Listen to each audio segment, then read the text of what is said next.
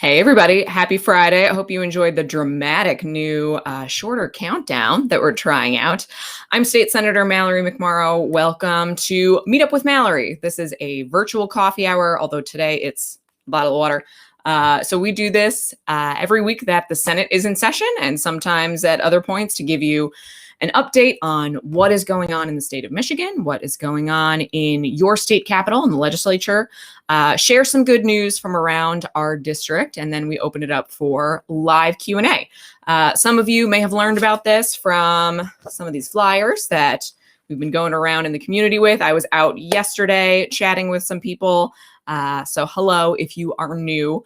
But for how this works, this is live. We do this regularly just to try to create a very low pressure way to keep in touch on what is happening. Hopefully it's a little bit fun on top of that, and then creating an opportunity for live Q&A with me. So we live stream this across 3 platforms. It is on Facebook, YouTube, and Twitter. So no matter where you are joining us from, welcome.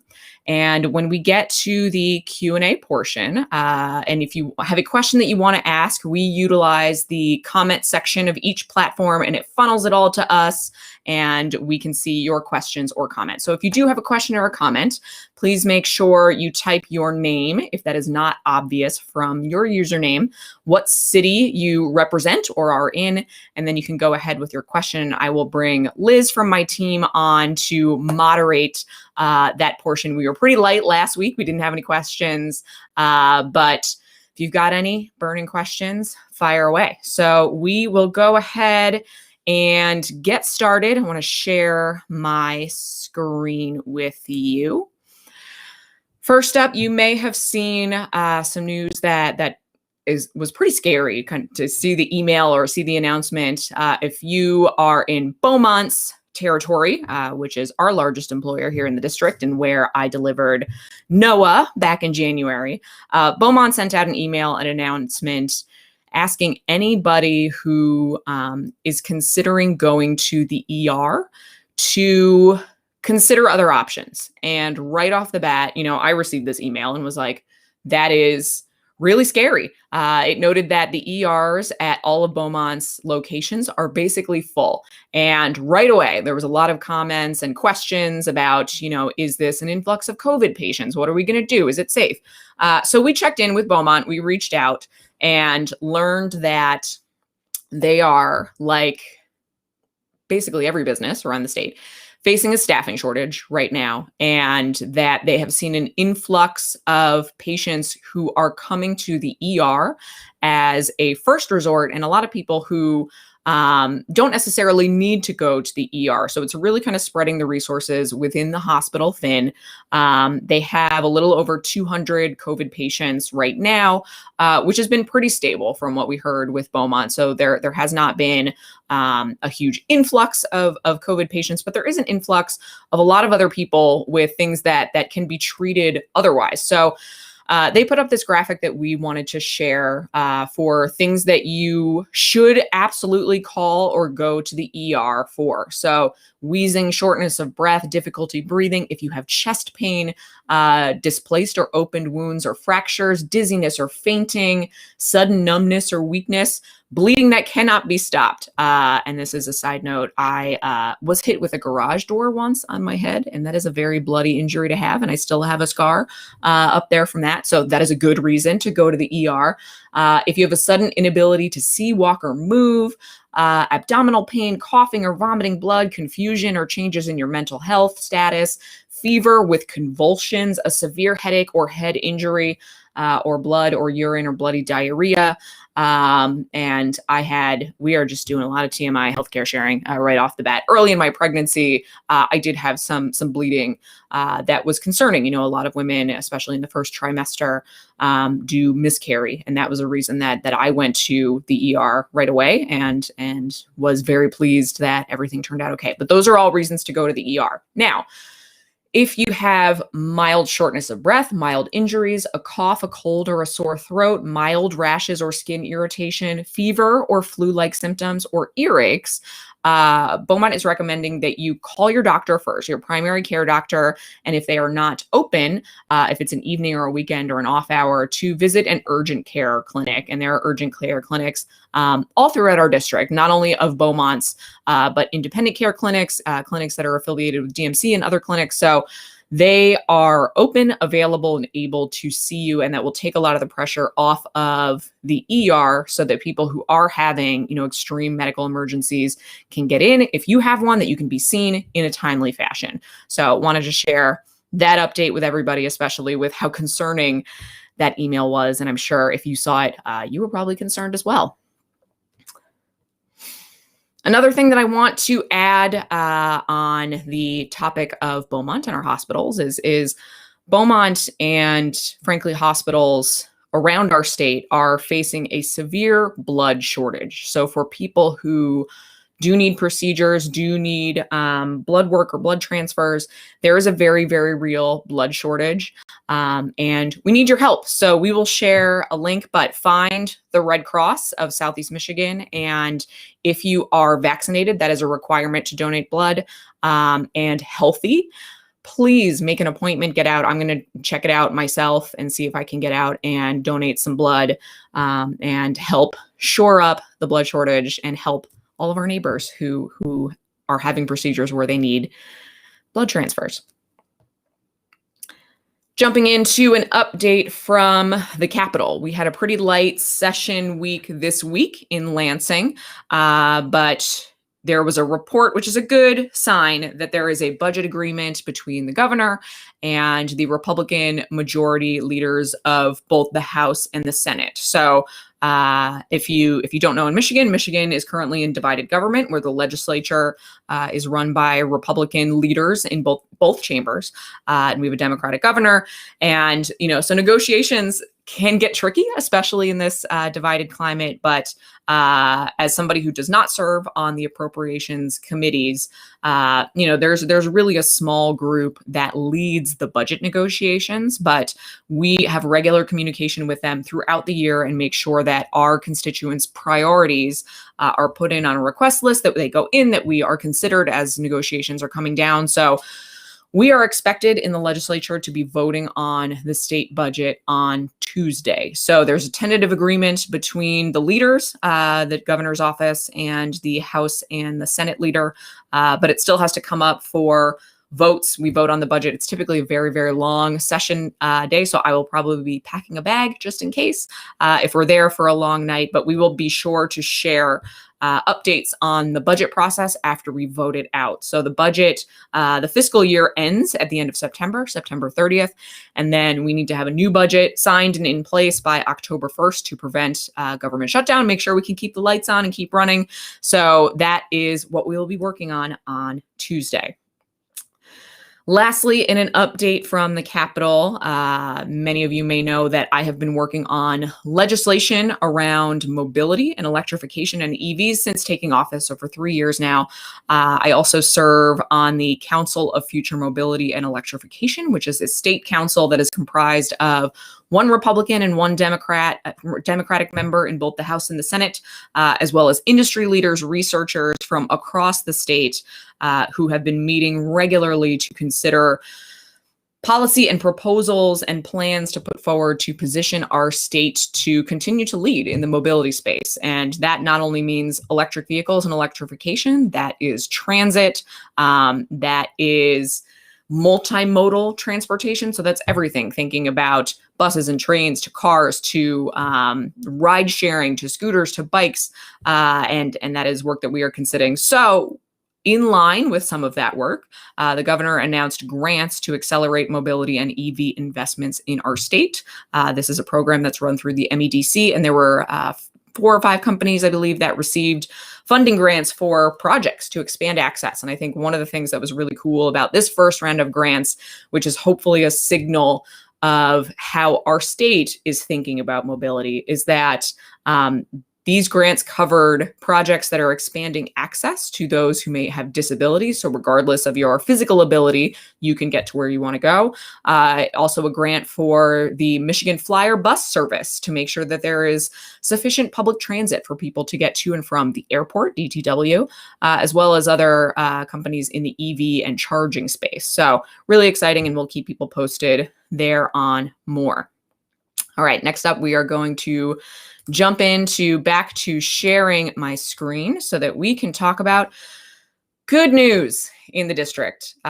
This is just one of the best segments of our little show here, where we get to share in good news from all around our district, which is always a great way to wrap up a Friday and head into the weekend. So right off the bat, Royal Oak is looking to extend its social district into next year, June of 2022. This was something for those who may not have tried out the social district yet. There are a number of communities throughout the state who are taking advantage of state legislation that passed to allow for social districts, which effectively allows municipalities or cities to designate certain areas of the community as your ability to take an adult beverage, go get one from your bar and take it outside in the community. And I have tried out the social district. And one of the things that's been really great, especially as a new mom, navigating, how can we get our daughter outside and out into the community in a way that is still safe, knowing that we are still in a pandemic. And I'm still, like a lot of people, not taking her really anywhere indoors outside of doctor's offices and places where everybody else is masked. She's 7 months old, but this has allowed me and my husband to go pick up a cocktail, walk around the neighborhood with Noah in a stroller.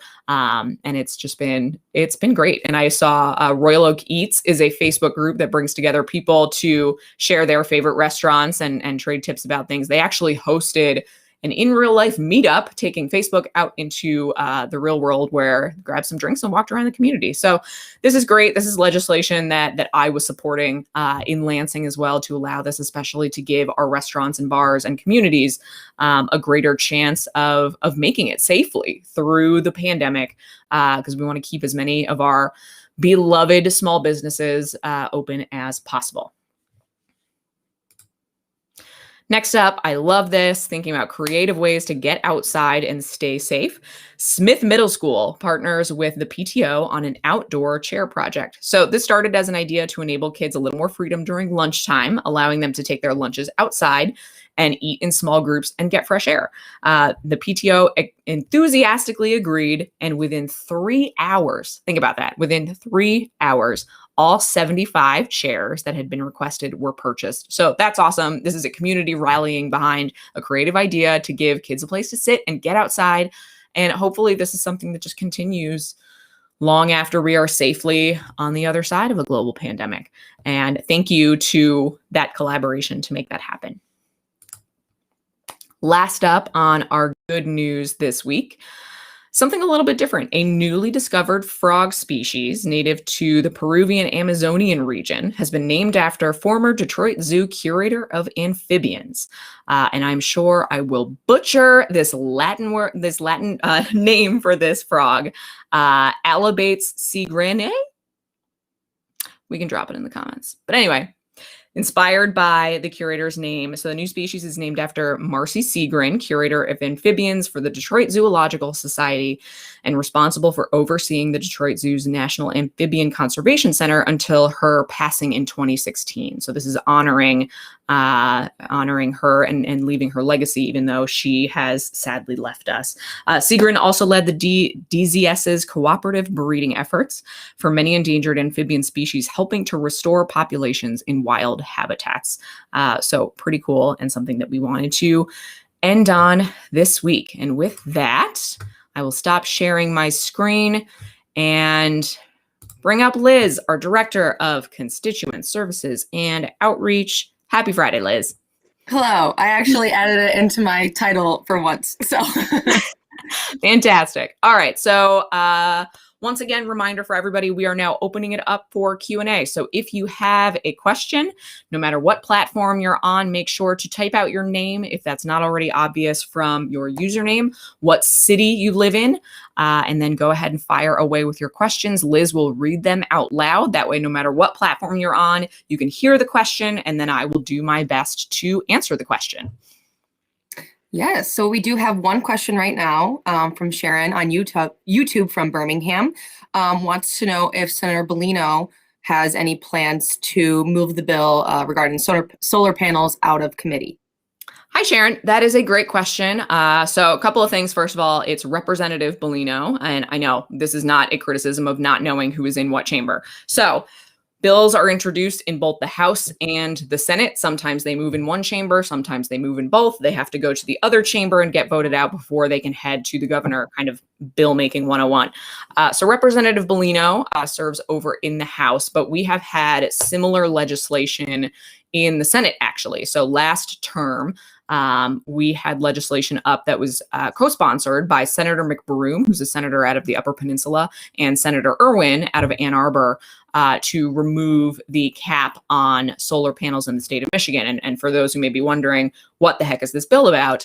Currently in the state of Michigan, there is a 1% cap on the amount of residential solar that can be generated from residential solar panels. So the Public Services Commission kind of oversees this, and all of the utilities, have the power grids that we get to all of our houses. But if you want to install a residential solar system, currently you still have to be hooked up to the grid. So kind of because of inflow and outflow of energy, if you generate excessive energy on your solar panels, that energy has to go somewhere. So in lieu of people having storage systems, batteries, maybe in their garages to kind of capture that energy goes back out onto the grid. So there's been a debate for years and years and years on what is a safe level of kind of inflow outflow. It's called distributed generation.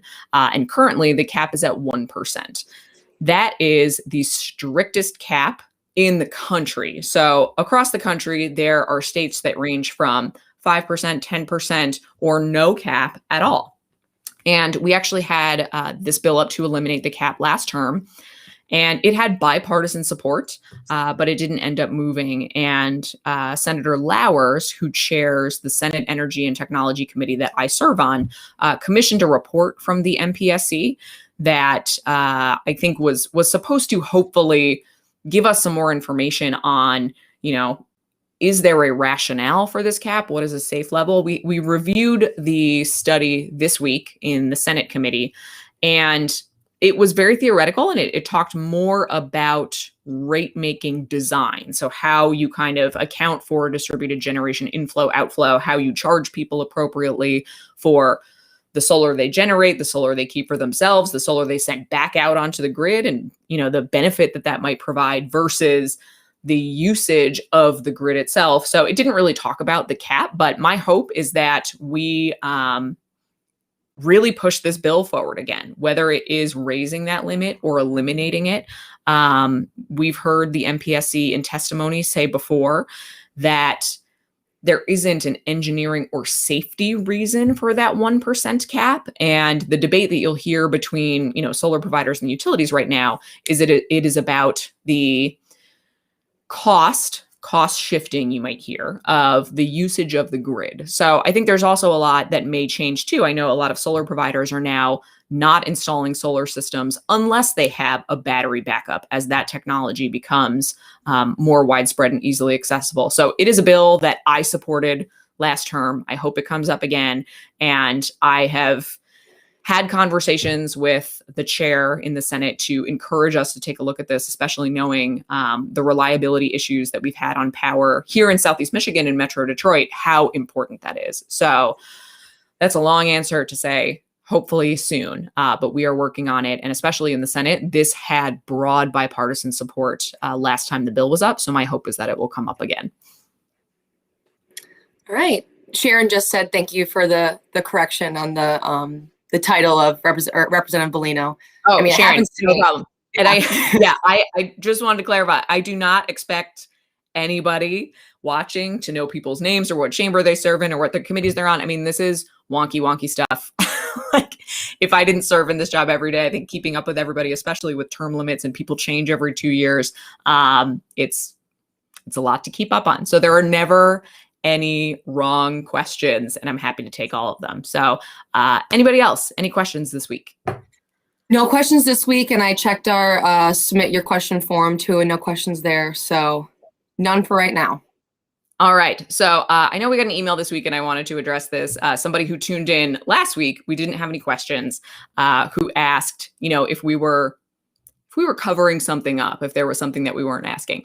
I will say we don't filter the questions. I will say we always ask the questions. Sometimes they're really sensitive. I think we will be sure that obviously nothing is hateful or racist. If something is just kind of an attack, I don't think we would address that. But we ask every question, even if I don't necessarily have the answer that you're looking for. I mean, I think that this is the forum where we want to address things that may be sensitive. So in answer to the constituent, we weren't hiding anything. We do ask all of the questions live, but we do this every week. So sometimes we just don't have questions, and that's okay. But for anybody who's not able to watch live, we do have a question form. So you can submit your questions in advance, and I will do my best to answer them on Fridays. Yep. So with that, Liz, I'm going to ask you this. What are your plans for the weekend? There's a really fun coffee festival here in Lansing that's going on tomorrow. So wow. I'm really excited to go to that. Yeah, it's going to be in like the Cooley Gardens and whatnot. So cool. Really pumped to do that.